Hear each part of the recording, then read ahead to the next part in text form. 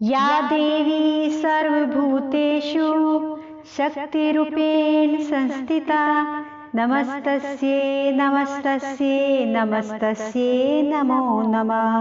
माई सच्चिया जोता वाली माता तेरी सदा ही जय। बोलो जय माता दी। तो भक्तों, आज हम दुर्गा सप्तशती का 11वां अध्याय सुनेंगे। आज हम इसमें देवताओं का देवी की स्तुति करना और देवी का देवताओं को वरदान देने का सारांश सुनेंगे। तो शुरू करते हैं।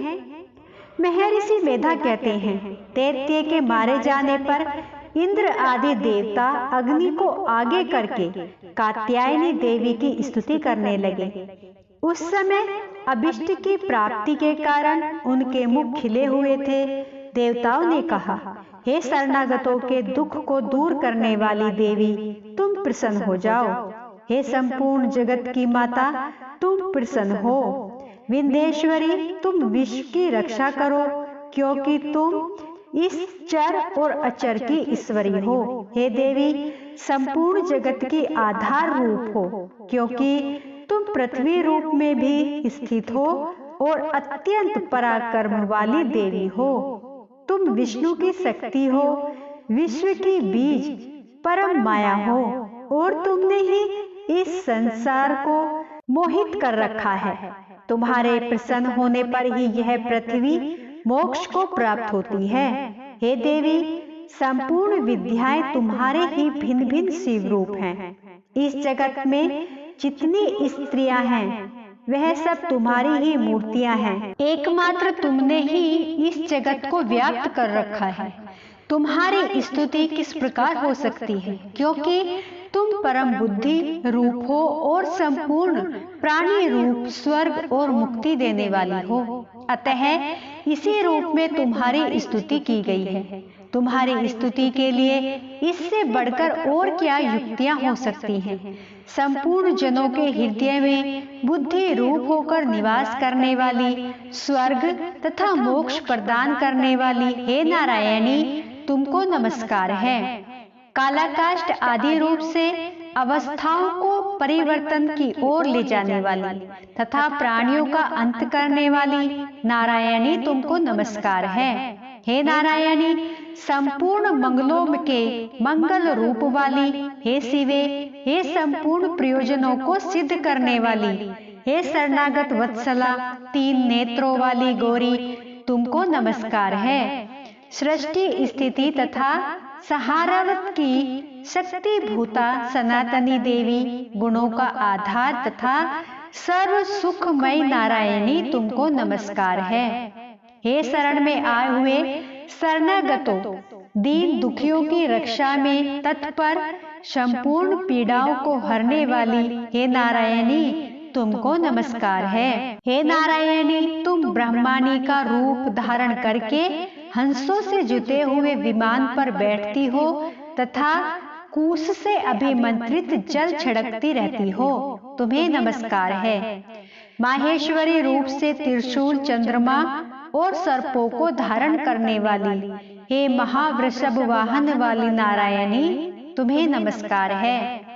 मोरों तथा मुकुटों से घिरी रहने वाली महाशक्ति को धारण करने वाली हे कौमारी रूप धारणी निष्पाप नारायणी, तुम्हें नमस्कार है। हे शंख चक्र गदा फर श्रांग धनुष और आयुधों को धारण करने वाली वैष्णवी शक्ति रूपा नारायणी, तुम हम पर प्रसन्न हो, तुम्हें नमस्कार है। हे दांतों पर पृथ्वी धारण करने वाली वारा रूपिणी कल्याणी नारायणी, तुम्हें नमस्कार है। हे उग्र नरसिंह रूप से दैत्यों को मारने वाले त्रिभुवन की रक्षा में संलग्न रहने वाली नारायणी, तुम्हें नमस्कार है। हे मस्तक पर किरीट और हाथ में महावज्र धारण करने वाली सहस्त्र नेत्रों के कारण उज्जवल वरत्रासुर के प्राण हरने वाली इंद्री शक्ति हे नारायणी, तुम्हें नमस्कार है। हे शिवदूती, शिव रूप से दैत्यों के महामद को नष्ट करने वाली हे घूर रूप हे महाशब्द वाली हे नारायणी, तुम्हें नमस्कार है। दाढ़ों के कारण विकराल मुख वाली मुंड माला से विभूषित मुंड मर्दिनी चामुंडा रूपा नारायणी तुम्हें नमस्कार है। हे लक्ष्मी लज्जा महाविद्या श्रद्धा पुष्टि स्वधा ध्रुवा महारात्रि तथा महाविद्या रूपा नारायणी तुमको नमस्कार है। हे मेधा सरस्वती सर्वोत्कृष्ट ऐश्वर्य रूपिणी पार्वती महाकाली नियंता तथा ईश रूपिणी नारायणी तुम्हें नमस्कार है। हे सर्व शिव रूप सर्वेश्वरी सर्वशक्ति युक्त देवी हमारी भय से रक्षा करो तुम्हें नमस्कार है। हे कात्यायनी तीनों नेत्रों से भूषित यह मेरा सौम्य मुख सब तरह से डरों से हमारी रक्षा करो तुम्हें नमस्कार है। हे भद्रकाली ज्वालाओं के समान भयंकर अति उग्र एवं संपूर्ण असुरों को नष्ट करने वाला तुम्हारा त्रिशूल हमें भय से बचाए तुमको नमस्कार है। हे देवी जो अपने शब्द से इस जगत को पूरित करे दैत्यों के तेज को नष्ट करता है वह आपका घंटा इस प्रकार हमारी रक्षा करे जैसे कि माता अपने पुत्रों की रक्षा करती है। हे चंडिके असुरों के रक्त और चर्बी से चर्चित जो आपकी तलवार है वह हमारा मंगल करे हम तुमको नमस्कार करते हैं। हे देवी तुम जब प्रसन्न होती हो तो संपूर्ण रोगों को नष्ट कर देती हो और जब रुष्ट हो जाती हो तो संपूर्ण वांछित कामनाओं को नष्ट कर देती हो और जो मनुष्य तुम्हारी शरण में आते हैं उन पर कभी विपत्ति नहीं आती बल्कि तुम्हारी शरण में गए हुए मनुष्य दूसरों को आश्रय देने योग्य हो जाते हैं। अनेक रूपों से बहुत प्रकार की मूर्तियों को धारण करके इन धर्मद्रोही असुरों का तुमने संहार किया है वह तुम्हारे सिवा कौन कर सकता था। चतुर्दश विद्याएं 60 शास्त्र और चारों वेद तुम्हारे ही प्रकाश से प्रकाशित हैं उनमें तुम्हारा ही वर्णन है और जहाँ राक्षस विषैले सर्प शत्रुगण हैं वहाँ और समुद्र के बीच में भी तुम साथ रहकर इस विश्व की रक्षा करती हो। हे विश्वेश्वरी तुम विश्व का पालन करने वाली विश्व रूपा संपूर्ण जगत को धारण करती हो इसलिए ब्रह्मा विष्णु महेश के भी वंदनीय हो। जो भक्ति पूर्वक तुमको नमस्कार करते हैं वह विश्व को आश्रय देने वाले बन जाते हैं। हे देवी तुम प्रसन्न हो जाओ और असुरों को मारकर जिस प्रकार हमारी रक्षा की है ऐसे ही हमारे शत्रुओं से सदा हमारी रक्षा करती रहो। संपूर्ण जगत के पाप नष्ट कर दो और पापों तथा उनके फलस्वरूप होने वाली महामारी आदि बड़े बड़े उपद्रवों को शीघ्र ही दूर कर दो। विश्व की पीड़ा को हरने वाली देवी शरण में पड़े हुओं को प्रसन्न हो। त्रिलोक निवासियों की पूजनीय परमेश्वरी हम लोगों को वरदान दो। देवी ने कहा हे देवताओं मैं तुमको वरदान देने को तैयार हूँ। आपकी जैसी इच्छा हो वैसा वर मांग लो मैं तुमको दे दूंगी।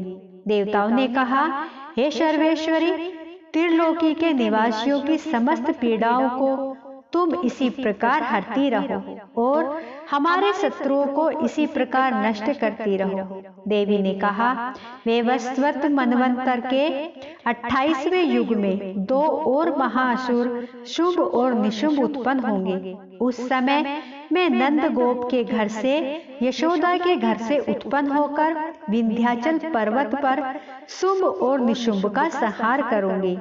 फिर अत्यंत भयंकर रूप से पृथ्वी पर अतवीर्ण होकर मैं वे प्रचिति नामक दानवों का नाश करूंगी। उन भयंकर महाअसुरों का भक्षण करते हुए मेरे दांत अनार पुष्प के समान लाल होंगे। इसके पश्चात स्वर्ग में देवता और पृथ्वी पर मनुष्य मेरी स्तुति करते हुए मुझे रक्त दंतिका कहेंगे। फिर जब 100 वर्ष तक वर्षा न होगी तो मैं ऋषियों के स्तुति करने पर आयोनिज नाम से प्रकट होंगी और मेरे 100 नेत्रों से ऋषियों की ओर देखूंगी। अतः मनुष्य शताक्षी नाम से मेरा कीर्तन करेंगे। उसी समय में अपने शरीर से उत्पन्न हुए प्राणों की रक्षा करने वाले साकों द्वारा सब प्राणियों का पालन करूंगी। तब इस पृथ्वी पर शाकंभरी के नाम से विख्यात होंगी और इसी अवतार में मैं दुर्ग नामक महाअसुर का वध करूंगी। इससे मैं दुर्गा देवी के नाम से प्रसिद्ध होंगी। इसके पश्चात जब मैं भयानक रूप धारण करके हिमालय निवासी ऋषियों महर्षियों की रक्षा करूंगी, तब भीमा देवी के नाम से मेरी ख्याति होगी। और जब फिर अरुण नामक असुर तीनों लोगों को पीड़ित करेगा, तब मैं असंख्य भ्रमरों का रूप धारण करके उस महादैत्य का वध करूंगी। तब स्वर्ग में देवता और मृत्यु लोक में मनुष्य मेरी स्तुति करते हुए मुझे भ्रामरी नाम से पुकारेंगे। इस प्रकार जब जब पृथ्वी राक्षसों से पीड़ित होगी, तब तब मैं अवतरित होकर शत्रुओं का नाश करूंगी। तो बोलो जय माता दी। तो भक्तों 11वां अध्याय हमारा यहीं पर समाप्त होता है। कल हम 12वें और 13वें अध्याय के साथ फिर से मिलेंगे। मेरी वीडियो आपको पसंद आई हो तो प्लीज दोस्तों लाइक सब्सक्राइब शेयर जरूर करें। कमेंट बॉक्स पर जय माता दी का नारा जरूर लिखें। बोलो जय श्री कृष्णा, जय माता दी।